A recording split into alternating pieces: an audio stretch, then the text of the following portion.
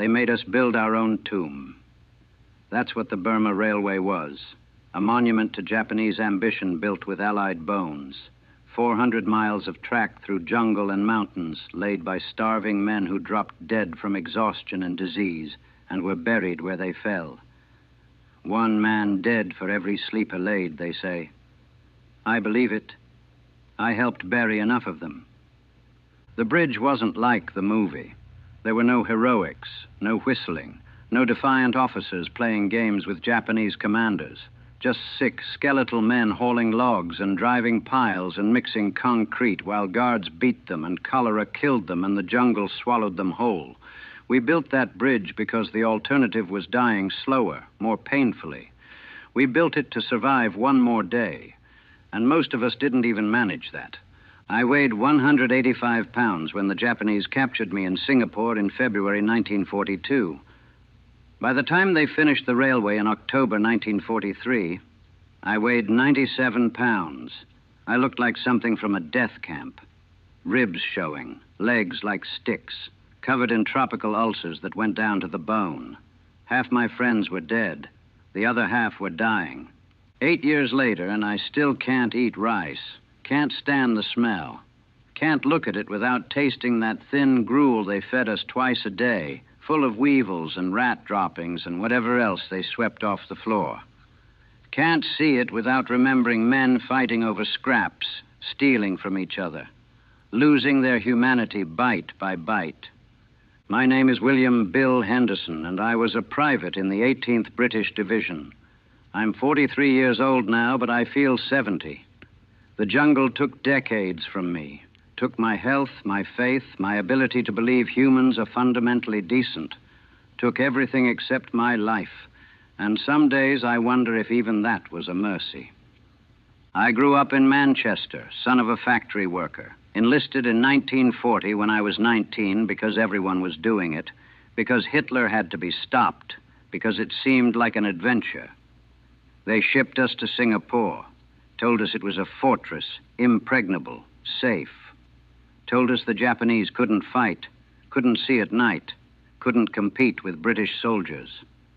They were lying about all of it. Singapore fell in February 1942. 15 days of fighting and then we surrendered. 85,000 men captured. The largest surrender in British history. We thought we'd be treated according to the Geneva Convention, thought we'd sit out the war in decent camps, get Red Cross parcels, maybe even letters from home. We thought wrong. They marched us to Changi Prison, thousands of us crammed into a facility built for a few hundred. No food, no medicine, no sanitation. Men were already dying, dysentery, malaria, infections. The Japanese didn't care. We were less than human to them. We'd surrendered instead of fighting to the death, which made us cowards, shameful, unworthy of respect. We spent 6 months at Changi, long enough to understand what captivity meant, long enough to watch men waste away, long enough to learn that the Geneva Convention was just paper, meaningless when your captors didn't recognize it. Then in October 1942, they told us we were being moved. Work parties, they said, labor details. We'd be building a railway. Those who worked would get food. Those who didn't work wouldn't eat. Simple as that. Work or starve. They loaded us into railway cars, metal boxes that baked in the tropical sun. 50 men per car, packed so tight you couldn't sit down. No water, no ventilation. Men passed out from heat exhaustion. Some died standing up, held upright by the press of bodies. When we finally stopped and they opened the doors, corpses fell out onto the platform. Welcome to Thailand. The camp was called Tamarkan. It wasn't a camp. It was a clearing in the jungle with some bamboo huts that leaked when it rained. No beds, no latrines, no medical supplies, just mud and mosquitoes and the sound of men coughing, groaning, dying. The Japanese engineer, a colonel, addressed us through an interpreter. You will build railway. You will work hard. Who works well gets food. Who works bad gets punishment. Who cannot work, cannot eat. Very simple. Very simple. Work yourself to death or starve. Those were the options. The bridge site was half a mile from camp on the Kwai River. Beautiful spot, really, if you could ignore the heat and the mud and the disease. Pristine jungle, clear water, mountains in the distance. Would have made a nice vacation spot. Instead, it became our graveyard. They wanted a bridge, 140 meters long, wooden pilings supporting a railway track. Nothing fancy, just strong enough to carry supply trains to Burma to support their war effort. And they wanted it fast, impossibly fast. No modern equipment, no machinery, just men with hammers and saws and their bare hands. The work started immediately, 12-hour shifts, sometimes 16, felling trees in the jungle, dragging them to the site, shaping them into pilings, driving them into the riverbed, all by hand, all in brutal heat, all on starvation rations. Men started dying within days. The pilings were the worst. Massive teak logs, 3 feet across, 20 feet long, had to be driven deep into the riverbed to support the bridge. The Japanese had a machine for it, basically a huge weight on a pulley system. You'd haul the weight up by hand, then let it drop, driving the piling down inch by inch. It took 20 men to operate one pile driver, 10 pulling ropes to raise the weight, 10 standing in the river holding the piling steady, in the sun, in the heat, in water full of leeches and parasites and human waste from upstream camps. I was on a pulling crew, 10 of us hauling a 2-ton weight up a 20-foot frame over and over and over, pull drop, pull drop, pull drop, for 12 hours, for weeks. Men collapsed, just fell over dead from exhaustion or heat stroke or malnutrition. The Japanese would drag them aside and replace them. Keep working, no breaks, no rest. The railway had a schedule. The emperor needed his supply line. What did it matter if a few prisoners died? My friend Charlie Foster, we'd enlisted together, shipped out together, been captured together. He was on my pulling crew. Good bloke, always optimistic even when things were bad, always finding something to joke about. Charlie collapsed on the 3rd week, just dropped the rope and fell. Heat stroke. We tried to get him to the shade, tried to get him water. The guards wouldn't let us, told us to get back to work. Told us he had to work too or he wouldn't get rice. We worked. Charlie lay in the sun. When our shift ended 6 hours later, he was dead, baked to death while we pulled ropes 20 feet away. They buried him in a shallow grave by the river. No marker, no ceremony, just another body in the mud. I stopped being optimistic after Charlie died. The Japanese engineer would come by to inspect progress. He'd watch us work, shake his head, say we were too slow. Say the schedule was falling behind. Say we had to work faster, longer, harder. When we said we needed more food, more rest, he'd say that was for workers, not for lazy prisoners who didn't try hard enough. We were dying. Dying of malaria, dysentery, cholera, beriberi, tropical ulcers, exhaustion. The hospital hut was full of men too sick to work, lying on bamboo slats, covered in flies, waiting to die. No medicine, no treatment, just a place to keep the dying out of sight. The doctors, POW doctors who had no supplies, no equipment, no hope, they did what they could. Amputated infected limbs with hacksaws, drained ulcers with sharpened bamboo, tried to keep cholera patients hydrated with dirty river water because that was all there was. Watched men die knowing they could have saved them with basic medicine that the Japanese refused to provide. I got malaria in month 3.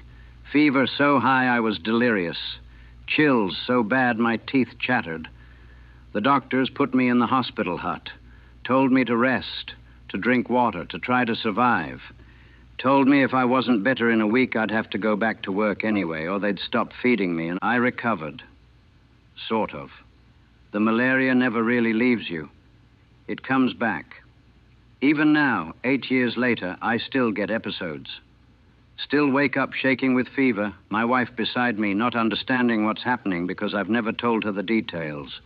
Never told her about lying in that bamboo hut listening to men die. watching rats run over corpses, knowing I'd be next if I didn't get up and go back to pulling ropes. The monsoon season came. Rain every day. Torrential downpours that turned the work site into a swamp, the river into a torrent. The Japanese didn't care. Keep working. Bridge must be finished. Emperor's schedule is absolute. We worked in the rain, stood waist-deep in flooded river holding pilings while the current tried to sweep us away. Hauled logs through mud that sucked at your legs. Climbed slippery scaffolding to set cross beams while the wood tried to kill you with every step. Men drowned, just swept away by the current, too weak to fight it. We'd see them go under, and there was nothing we could do. Keep working, couldn't stop to search, couldn't stop to mourn. The pile driver kept pounding. The bridge kept growing. The Japanese started using what they called speedo, work faster. They'd increase quotas, extend hours, reduce rations for crews that didn't meet targets. Guards would beat men who worked too slowly. Beat them with bamboo canes that split skin and broke bones. Beat them for falling down. Beat them for being sick. Beat them for existing. I watched a guard beat an Australian soldier, Jack something, never learned his last name. Because Jack couldn't lift a log, he was too weak to move. The guard hit him with a shovel, hit him over and over while Jack curled up trying to protect himself. Broke his arm, broke his ribs, left him lying in the mud. Jack died that night.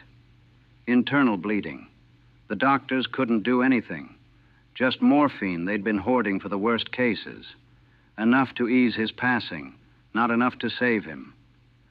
We were becoming animals, fighting over food scraps, stealing from the sick, lying to guards to get easier work assignments, losing our humanity bit by bit because survival required it.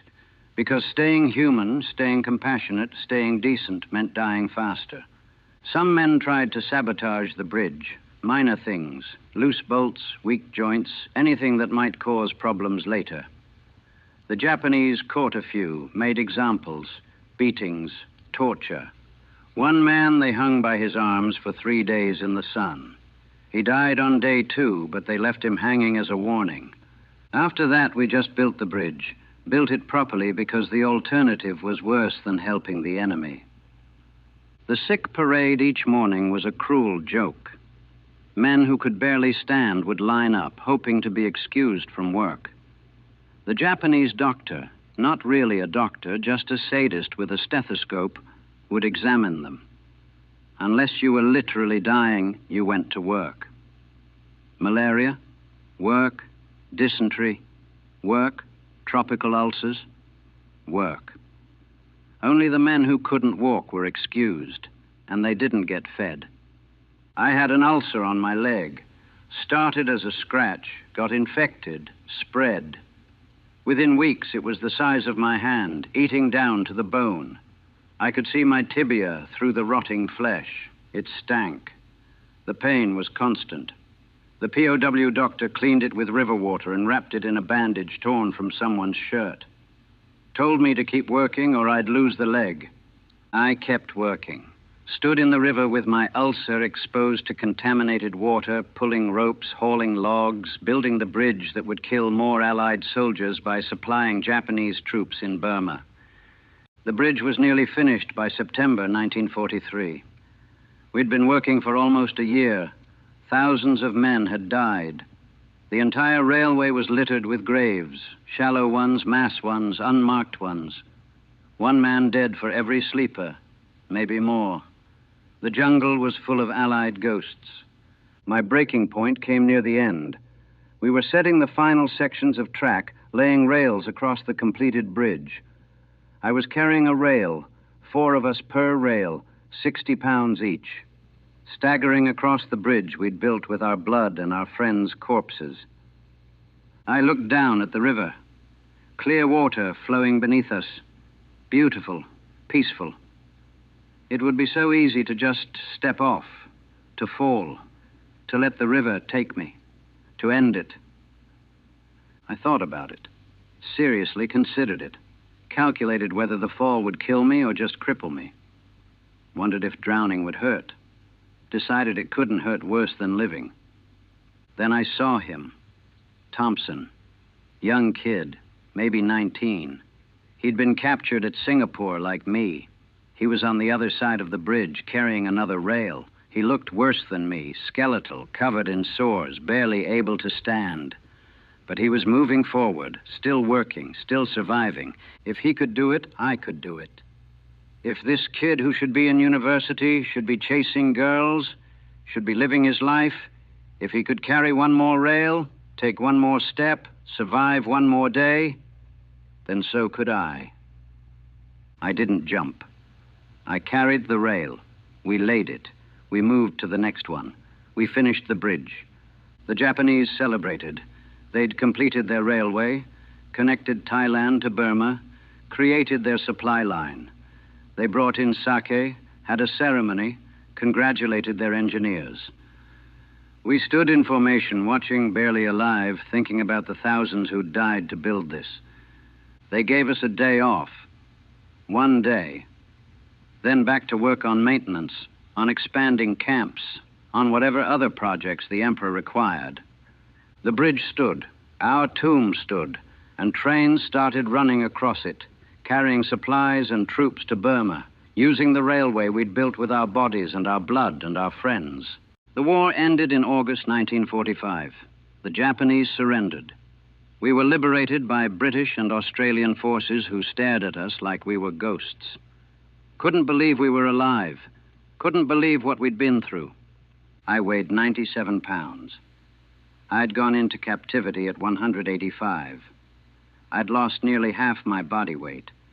My ulcer was still open, infected, eating my leg. I had malaria, dysentery, and probably a dozen other diseases. I was 24 years old and looked like a dying old man. They flew us to hospitals, fed us carefully because our stomachs couldn't handle real food anymore, treated our diseases, our infections, our malnutrition, tried to make us human again. But you can't undo what was done. You can heal the body, more or less. You can't heal what happens inside. I came home to Manchester in October 1945. My mother cried when she saw me. My father looked away. They'd gotten telegrams saying I was missing, presumed dead. Then another saying I was alive, a POW. Then nothing for 3 years. They didn't know what I'd been through, didn't know what I'd become. I tried to tell them once about the bridge, about the dying, about watching Charlie bake to death in the sun while we pulled ropes. My mother started crying and asked me to stop. Said it was too awful. Said I should try to forget it. But how do you forget building your own tomb? How do you forget the men who died beside you? How do you forget standing in a river with an ulcer down to the bone, hauling logs for the Japanese Emperor's railway? I got a job at the factory, tried to work.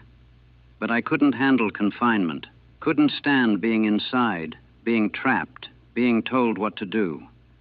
I'd panic, have to get outside, breathe.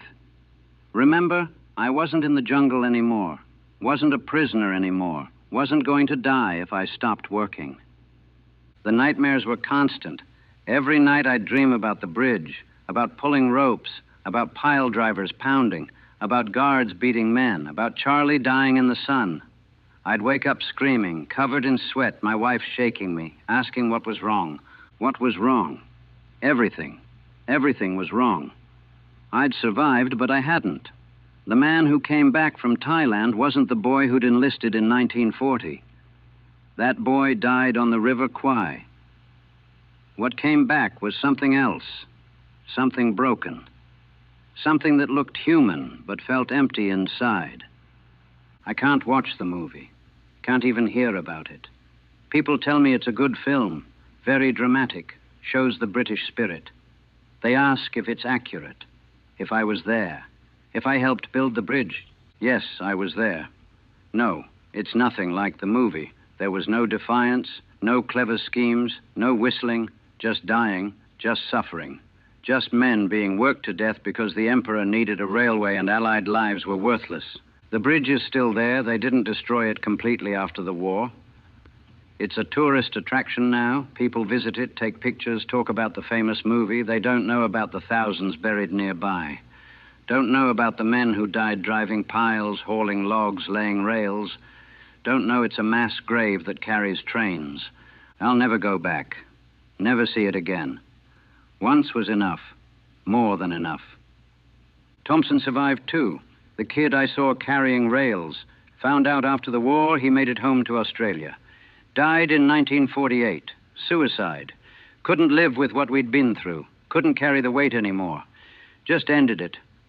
I understand. I've thought about it. More times than I can count. But I have a wife now, kids. They need me. So I keep going. Keep pretending I'm functional. Keep acting like I'm not still in Thailand, still pulling ropes, still watching men die. I'm 43 years old. I should have decades left. But I feel ancient, used up. The jungle took my health, my youth, my ability to feel anything except numb. My ulcer never fully healed. It closed, but the scar is there, a crater in my leg that reminds me every day. The malaria comes back regularly. The nightmares never stop. They gave me a medal. Campaign medals for service in the Far East. Like I'd done something heroic instead of just surviving. Like building a bridge for the enemy was worthy of recognition. I keep them in a drawer. Never look at them. Never wear them. Because every time I see them, I think about the bridge. About the men who died building it. About how we built our own tomb and most of us were buried in it.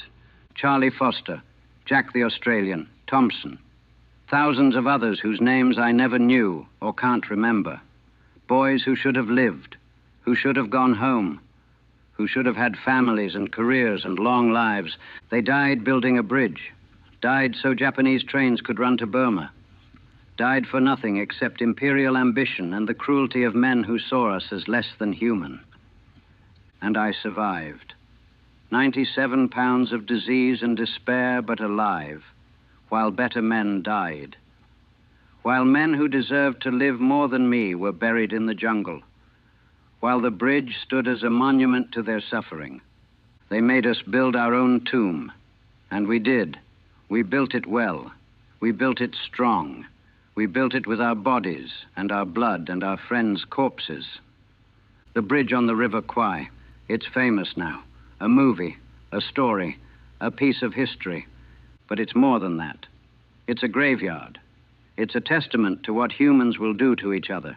It's proof that war doesn't just kill soldiers in battle. It works them to death, starves them, diseases them, breaks them until there's nothing left but the choice to die fast or die slow. I chose to die slow. I'm still dying. Have been for 8 years. Will be until my heart finally stops, and I can join Charlie and Jack and Thompson and all the others who didn't make it home. They made us build our own tomb, and I've been buried in it ever since.